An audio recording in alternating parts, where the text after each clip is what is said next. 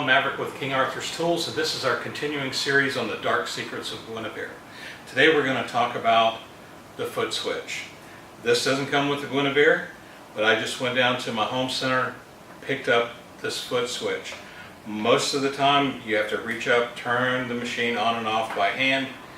By having the foot switch, and I can just put my foot down on the switch and the machine turns on, lift my foot up, and it turns off.